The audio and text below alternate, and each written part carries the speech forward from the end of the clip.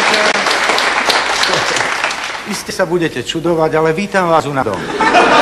Áno, dobre ste počuli. Dnes máme mimoriadne radostný deň. Prvý raz vysielame reláciu Kto si je za dverami priamo z nášho bytu. Áno, nemusím vám iste hovoriť, aká je to radosť, keď človek dostane byt. My sme ho dostali po vyplnení patričných formulárov. Vyplňali sme ich to ani nie pred 20 rokmi.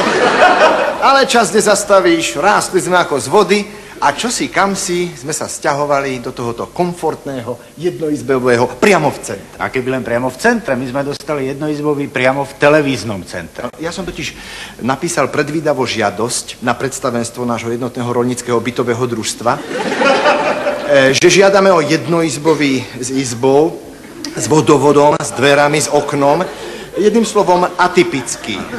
A ukázalo sa, že predstavenstvo nášho JRBD má zmysel pre humor. A tak sme dostali tento jednoizbový, komfortný, priamo v televíznom centre, priamo uprostred 29 poschodovej prevádzkovej budovy. Áno, televízia tým prišla o jedno štúdio.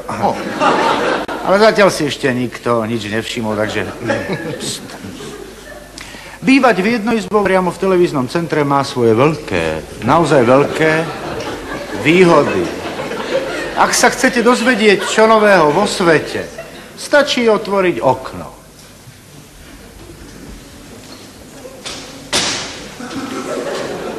Ďalšie správy zo zahraničia. Borneo.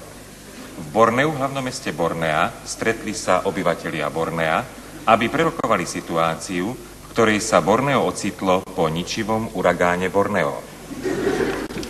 Alebo ak ste dostali chuť na chvíľku poézie, prosím, otvoríme knihu. Svých dubov. Jak jakej piesní chlapča príká, no Marcinko, ty. Rekorduje horou.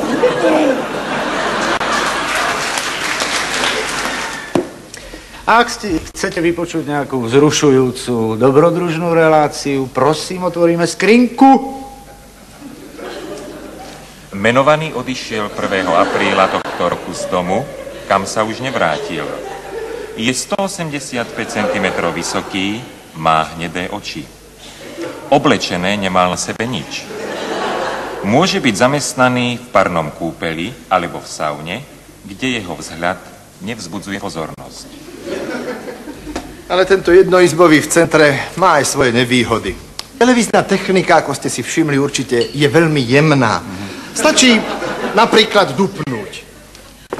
No, ako malý chlapec. No, všimli ste si možno aj to, že v predošlých programoch, Kto si je za dverami, sa nám vždy podarilo zohnať nejakú tú maličkosť. Kvetináč, zápalky, pravda, sme zohrali. Solničku. Tuším zuby, však. Alebo klavír, aj s klavíristom zabudovaným, to je komplet. A dokonca sa nám podarilo vždy horko ťažko zohnať aj nejakého hostia. Niekto vždy sem tam prišiel, ale teraz, keď už máme jednoizbový, očakávame bohatý príliv návštevníkov.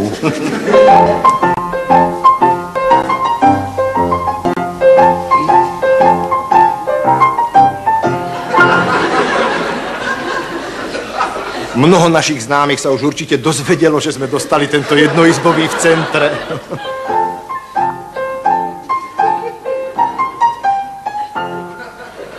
Jednoizbový v centre nie je ihla v kope sena.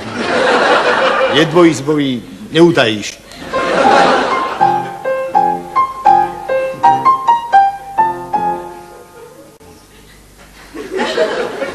Ale my radi príjmeme na návštevu každého. Nech sa páči.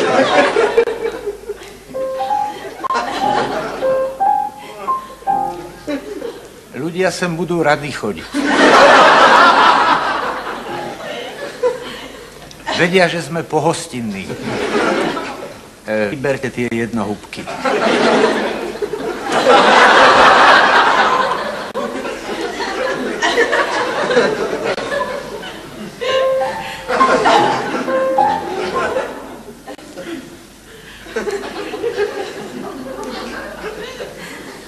U nás sa vždy aj fľaša nájde.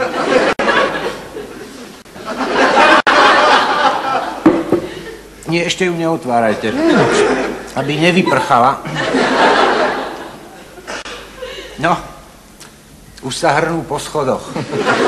Idú k nám na návštevu. Možno idú výťahom, pretože sú to obzvlášť významné osobnosti. No, možno sú to športovci. Ty by dupotali. Čo? Počujete? Nie. Ako keby niekto klopal. To ja nohou drgám do stola. Od nervozity. Toľko. No teda, nehnevajte sa. Ja mám samotu rád.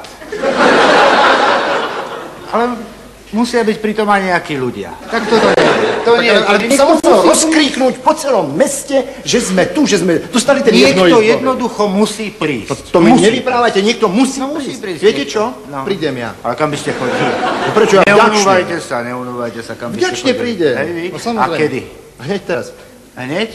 Bože môj, a ja nemám nič navarené. A nemohli by ste prísť zajtra? Nie, zajtra nemôžem. Zajtra ideme k Braxatorisovcom. No takže prídete. Ale so mnou si nerobte žiadne starosti. Áno. Ja prídem len tak na chvíľku, na kus reči, čo je nového. A tak. Ja, viete, čo je nového? Čo? Dostali sme byt. To mi poviete až potom, keď príde.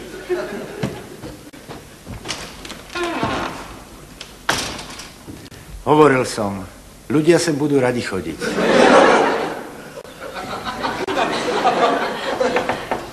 No prosím. A už je tu prvá návšteva. Prvá významná osobnosť. Idem. Dobrý deň. Nech sa páči ďalej. Dobrý deň, som tu dobre. Dobrý deň. Aká vzácna, významná osobnosť. Ale... Nech sa páči. Vezmite si jednu húbku. Čo už som ja? Aká významná osobnosť, prosím vás pekne. Veď ja som len priemerný, jednoduchý človečík. Polož to. Čo na mňa kričíte? Vy nie ste významná osobnosť, tak čo sem leziete? Čo mám robiť? No vy máte sem prísť ako významná osobnosť, aby som mohol vyúčtovať tie jednohúbky, čo sme... To ste mi mali povedať hneď. No tak. Tak ja prídem ako významná osobnosť. No prosím. Kedy prídete? Hneď teraz. Aha, bože môj, a ja nemám nič navarené. Viete čo? No? Ja môžem prísť aj zajtra. Nie, zajtra idete k Braxatorisovi. Ďakujem vám, skoro by som bol zabudol.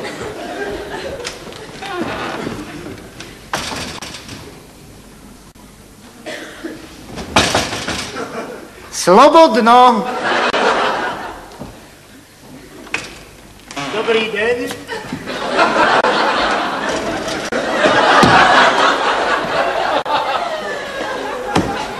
Dobrý deň.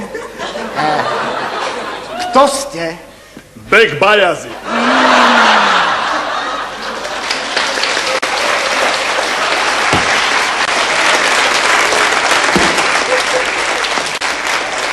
To je skutočne vzácna, významná návšteva. A čo si želáte? Jednohopko.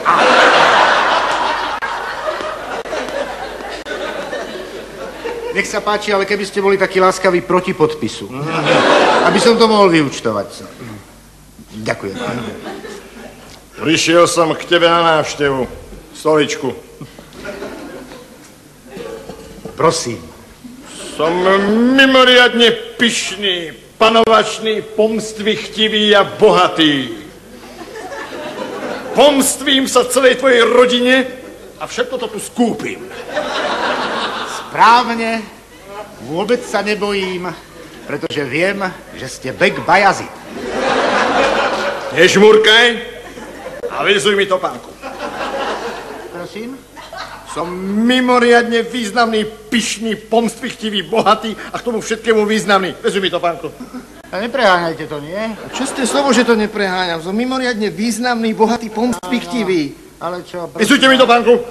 Čo ste vy už za významný? Veď vy ste tam ten obyčajný priemerný človečik, čo sa to... Aký priemerný človečik? Tento raz ma nedostaneš, ty svíňa. Ja som Bek Bajazit a som prvý raz na svojom rodnom Slovensku. Celého precestujem a potom ho zjem.